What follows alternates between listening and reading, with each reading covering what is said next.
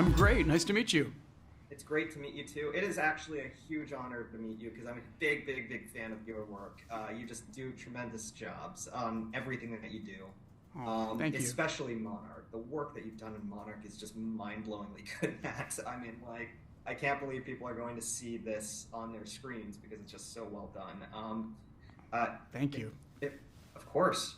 If I could ask, so you have directors that do TV, you've got directors that do movies. Not only are you doing both, but the TV work that you've done, the streaming work that you've done in particular, has been nothing short of cinematic, absolutely cinematic, from Game of Thrones to WandaVision and now to Monarch, which in my opinion is just even bigger than everything that you've ever done. Can you talk about what made your cinematic approach to Monarch different from everything else that you've done in the past?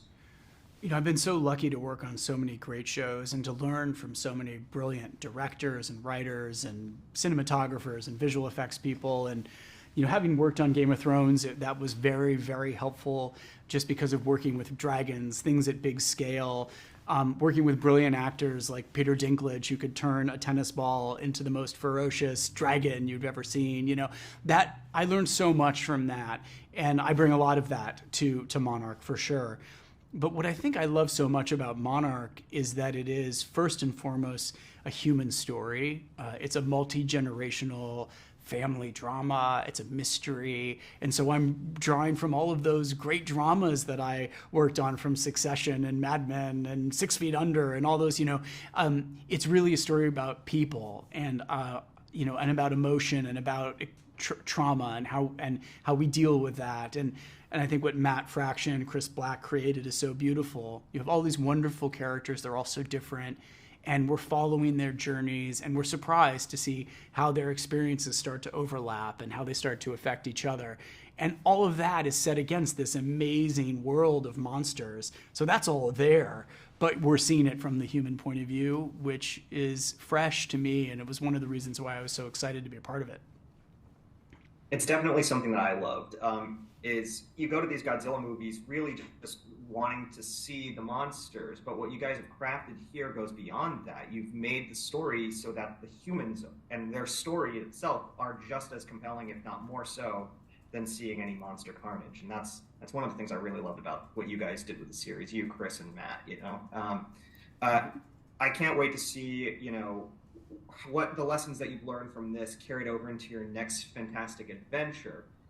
And as such, since you have your feet firmly planted in two huge cinematic universes, I want to know if after Monarch, you might be doing anything more with the MonsterVerse, because we'd love to see you take on another Godzilla or Kong movie that's set in this universe, maybe using some of the characters here, like Shah or the Randas. Have you thought about that? I haven't thought about it. We've been so busy getting Monarch together and trying to make it as good as possible and pouring our sort of heart and soul into it. And so I just hope that folks enjoy this season and really like it. And, as a filmmaker, it was such a great opportunity and an adventure that, I just hope folks have as much fun watching it as we had making it. As someone who has seen it, I can honestly say that I have. And I want more from these characters. I want more from your direction in this universe. You guys have added something to the MonsterVerse that is just monumentally amazing and human and profound and wonderful. So thank you so much from the bottom of our hearts for making this a reality. We love this show. We love this universe. Thanks, Matt. Thank you. Thank you very much. All right. Have a good one. Bye. Hey, guys. I'm Mike Null from Nerds of Color. How are you? Good. How are you? We're great, and I love your backdrop. Thank you very much. I was hoping somebody would notice, but my head's in the way. Amazing. The logos. Fantastic. There you go. Well, I gotta say, I'm a big fan of both of yours. I'm a big fan of this show. Honestly, congratulations on a job well done on the episodes that I've seen so far. To me, it's very easy to take a franchise with a brand recognition like Godzilla or the MonsterVerse and just say, let's create content. And you guys, what you do is way more than that. You've created characters with real souls that feel like real people, and you've given me storylines that I'm just very compelled in an area that has been so incredibly challenging to make human characters compelling in Godzilla movies. How did you guys manage to pull that off? Talent, just pure unadulterated talent. You know. No, look, I mean, thank you. First of all, thank you. Yeah. And it was and thank you for recognizing that was what we set out to do. That you know, we wanted to tell stories the way we know how to tell stories, which is it needs to be something about people with you know, with a story that will engage you, that will pull you along, that you're gonna, you know, it's the difference between doing a 2-hour movie and doing a 10-hour television series is you have to engage with these people in a way that they're going to pull you forward episode after episode after episode, and you want to live with them, you want to keep hearing that story. And we knew from the beginning that we would fail if we just tried to make a monster TV show.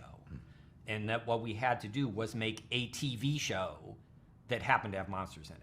And, you know, and all the great TV, the TV we love, the memorable peak television is all about great characters. And that was what we wanted to do.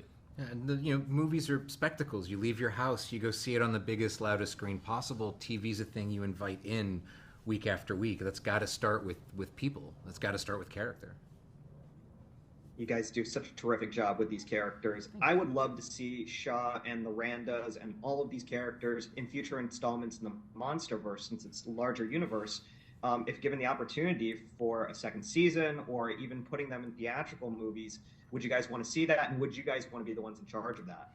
Well, look, we love this. We love the world we created, the characters that we created. We love playing in it. We love spending time with these people. We love the actors. This cast was a gift to us, you know, in bringing these characters to life. I think I can hopefully speak for both of us. Any opportunity we have to continue that journey and to expand their adventures and their world, you know, we're in. Yeah, you know? yeah. It feels like we're just getting started, and hopefully people who watch the show feel that same way too.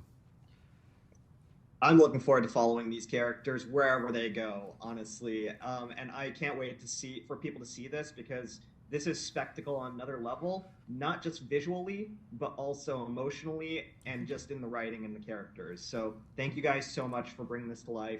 Wonderful. Can't wait for people to see Monarch. Thanks, everyone. Thank you very much. Oh my God, thank you so much. Sean, I'm Mike Manalo from the Nerds of Color. How are you? Great. How are you doing? Very good, thank you. Very good. It is an honor to talk to you. Let me just say, like, it's not every day that the way that a TV show or a streaming show would rival something that's on the big screen with a $200 million plus budget. And the work that you put into Monarch is just incredible, sir. Seriously. Thank you so much. I mean, like, you know, I could take a little bit of credit, but, you know, like 1,000 people across the planet worked on this in the visual effects department. So, you know, with 15 different subcontracted vendors. And so, like, all of the credit goes to those artisans who worked on it. Absolutely. Big hand for them, definitely.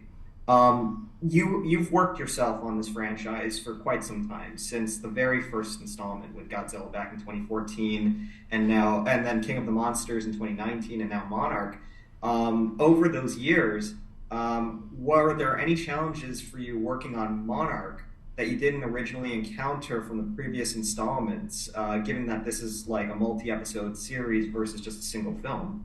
Like, fundamentally, my role has changed from when I worked on Godzilla 2014. You know, I was an artist doing like real, you know, like I was doing some like creatively important work, but, you know, working on the shots rather than working on the whole thing.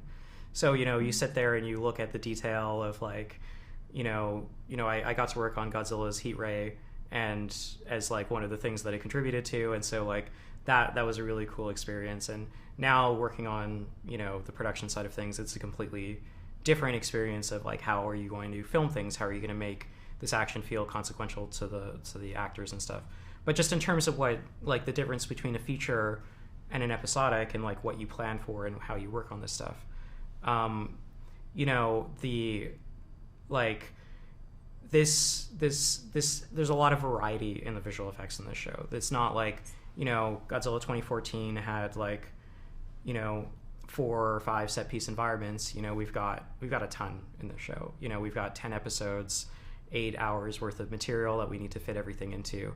And so, like, functionally that means, you know, you need to parcel that work out to a lot more people than you might on a feature film, because there's a lot of like calendar time bottlenecks and other things that, you know, can give you a little bit boring, but also you need to leverage expertise of people in these different studios who have, you know, like you know, water is a lot easier now than it was in 2014, but you still want people who know what they're doing with water, especially doing water with creatures, and, you know, finding those right vendors were really a big part of that process.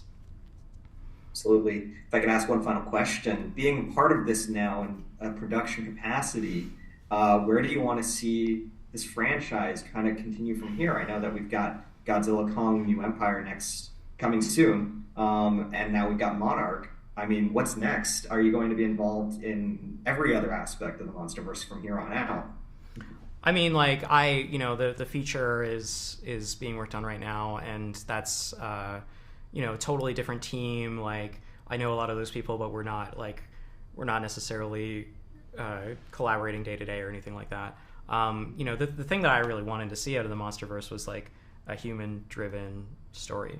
You know, that's like the monster movies that I really identify with are those stories where like a human story, you know, the pathos of the characters sort of is reflected in, you know, the arcs of the monsters, and like that's what this show is. So like this is such a great opportunity, and, you know, I'm hoping people resonate with it. It resonated with me. I love this show. I can't wait for people to watch it. There's an Amblin feel to this because we're focusing on these characters that feel real and are kind of living in this fantastical universe that all of you guys have just done a terrific job on. So congratulations, Sean. Thank you so much. And I hope everyone tunes in and is as excited about Monarch as I have been just watching it. It's just been amazing. Thank you. Thank you so much. Fanboys, professional artists, and professors. Maybe a nerd who's just like you, talking about the things that you like too. So I invite you to the NOC. In full color, you see me. The Hard Knock Life.